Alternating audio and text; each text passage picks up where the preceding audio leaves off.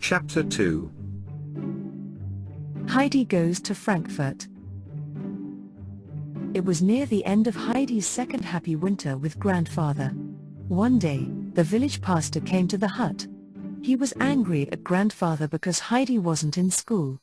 Heidi doesn't need school, argued grandfather. She'll grow up here with the goats and the birds. They won't teach her any bad ideas. She must learn to read and write. The pastor argued back, but he couldn't change grandfather's mind. The next day, Aunt Dete came to the hut. "I have a wonderful chance for Heidi," she said. "Heidi is going to live with a wealthy family in Frankfurt. She'll be a companion to their little girl." "Heidi is happy here," grandfather said rudely. "She doesn't need to go to Frankfurt." Aunt Dete said, "This is a chance for Heidi to go to school and church." "Fine," yelled grandfather.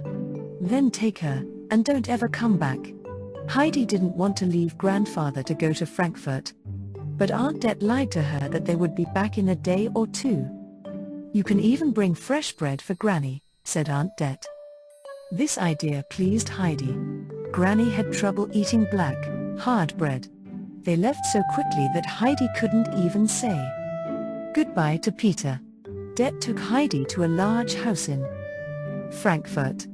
A rich man named Mr. Seasman owned the house. His daughter Clara had to stay in a wheelchair. Her mother had died a long time ago. Now Ms. Rottenmeier was looking after her. Ms. Rottenmeier took a look at Heidi. She did not like her old clothes and hat. She didn't even like Heidi's name. "Is Heidi a real name?" Ms. Rottenmeier asked.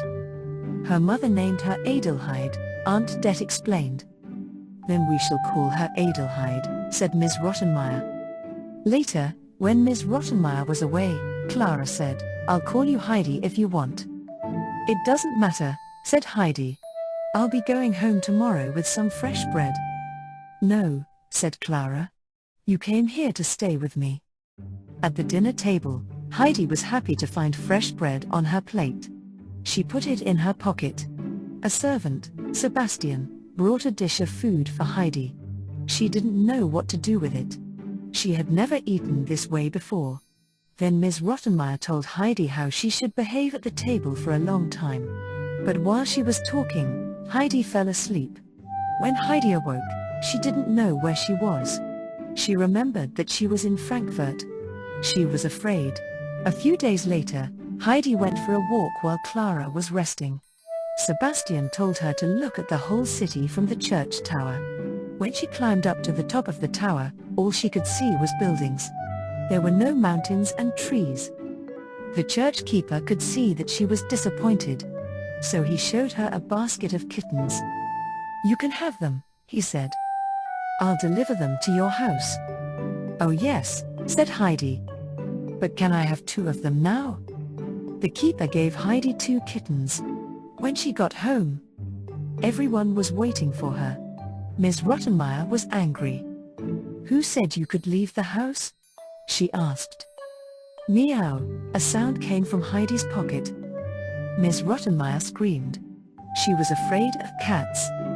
The next morning, there was a knock at the door. Sebastian came back with a big basket. Clara opened it, and kittens ran everywhere. One kitten climbed Ms. Rottenmeier's skirt. "Sebastian," she screamed, "get rid of these little monsters." That evening Ms. Rottenmeier decided to punish Heidi. She said, "I'm going to lock you in the cold basement." But Clara said, "Please, wait until my father gets home. Let him decide what to do." Ms. Rottenmeier agreed. For the next few days, Heidi didn't get into any trouble.